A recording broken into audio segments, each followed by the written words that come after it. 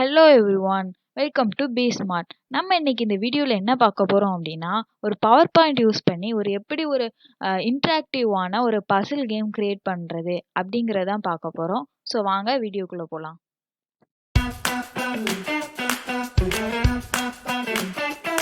Power பாயிண்ட்டை open பண்ணிவிட்டு அதில் blank ப்ரெசன்டேஷனை நான் க்ரியேட் பண்ணிக்கிறேன். உங்களுக்கு ஏதாவது டிசைன் டெம்ப்ளேட்ஸ் வேணும்னா நீங்கள் அதனாலும் சூஸ் பண்ணிக்கலாம். நான் blank ப்ரெசன்டேஷன் தான் க்ரியேட் பண்ணியிருக்கேன். அது க்ரியேட் பண்ணிவிட்டு அப்புறமா இன்சர்ட் மெனு இருக்கும். அதுக்குள்ளே போய் ஷேப்ஸில் ரெக்டாங்கிள் ஷேப்ஸ் எடுத்து நான் ட்ரா பண்ணியிருக்கிறேன். உங்களுக்கு அதுக்கு எந்த மாதிரியான கலர்ஸ் எப்படி கொடுத்து டிசைன் பண்ணணுமோ அதுக்கேற்ற மாதிரி நீங்கள் அந்த ரெக்டாங்கிள் ஷேப்பை டபுள் கிளிக் பண்ணிங்கன்னா ஃபார்மேட் மெனு வரும். அதுக்குள்ளே போய் நமக்கு எந்த மாதிரியான கலர்ஸ் எப்படி வேணும் அப்படிங்கிறத டிசைட் பண்ணி நம்ம அதை கொடுத்துக்கலாம். ஸோ நம்ம அந்த ரெக்டாங்கிள் ஷேப்பை டிசைன் பண்ணி முடிச்சுட்டு அதுக்குள்ளே நம்ம டெக்ஸ்ட்டும் என்டர் பண்ண போகிறோம். ஸோ டெக்ஸ்ட்டும் நீங்கள் எந்தெந்த மாதிரி வேணும் அப்படிங்கிறத ஃபஸ்ட்டே நம்ம டிசைன் பண்ணி எல்லாமே பண்ணி முடிச்சிடணும். ஏன்னா நம்ம இந்த ரெக்டாங்கிள் ஷேப்பை தான் அடுத்தடுத்து நம்ம காப்பி பண்ணி பேஸ்ட் பண்ண போகிறோம். ஸோ எல்லா சேஞ்சஸுமே ஃபஸ்ட்டே நம்ம பண்ணிட்டோம் அப்படின்னா அடுத்து அதை காப்பி பண்ணி பேஸ்ட் பண்ணும்போது திரும்ப எல்லாத்துக்கும் அதை நம்ம சேஞ்ச் பண்ண வேண்டியது இருக்காது, ஏதாவது சேஞ்சஸ் பண்ணணும்னா. ஸோ ஃபஸ்ட்டே எல்லாமே டிசைன்ஸ் என்ன வேணும்னு ஃபஸ்ட்டே நீங்கள் ஃபிக்ஸ் பண்ணி அதை பண்ணிக்கோங்க. ஸோ நெக்ஸ்ட்டு நம்ம அனிமேஷன் எஃபெக்ட் கொடுக்க போகிறோம். அதுக்கு அனிமேஷன் மெனுக்குள்ளே போய்க்கோங்க.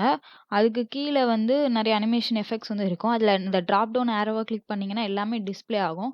அதில் எக்ஸிட் செக்ஷன் இருக்கும். அதில் போய் ஏதாவது ஒரு அனிமேஷன் எஃபெக்டை நீங்கள் சூஸ் பண்ணிக்கோங்க. இதில் நான் ஜூம் அப்படிங்கிற ஒரு அனிமேஷன் இதை சூஸ் பண்ணுறேன்.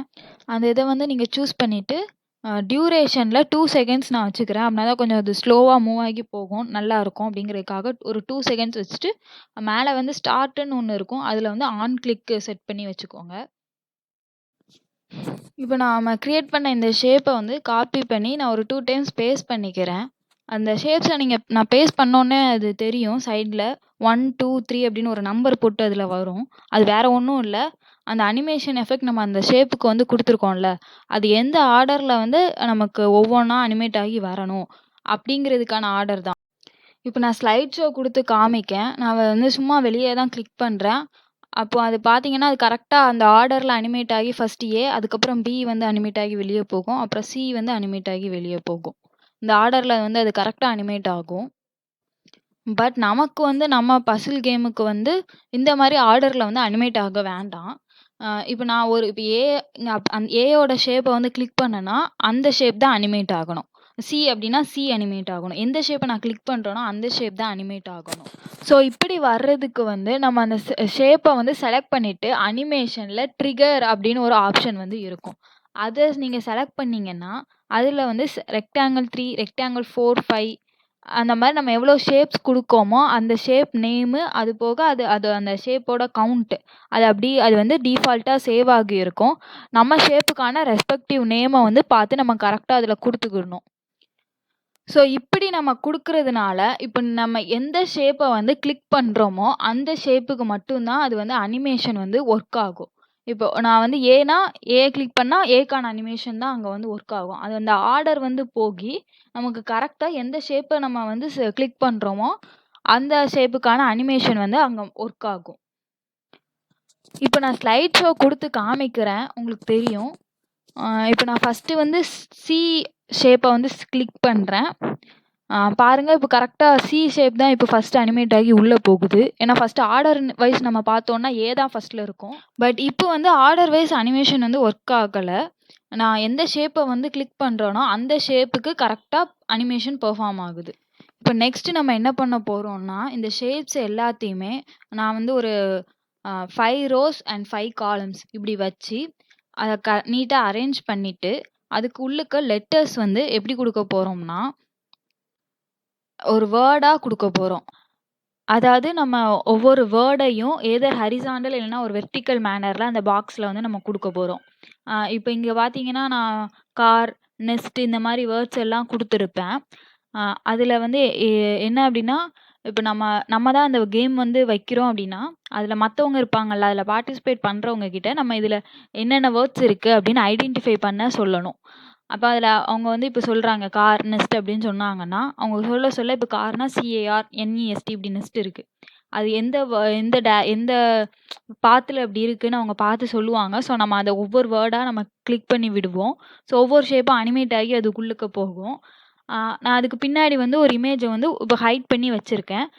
இப்போ ஒவ்வொரு ஷேப்பா அனிமேட் ஆகி உள்ளக்க போகும்போது, நமக்கு அந்த உள்ள இருக்கிற பிக்சர்ல கொஞ்சம் கொஞ்சம் பார்ட்ஸ் மட்டும் டிஸ்ப்ளே ஆகும்.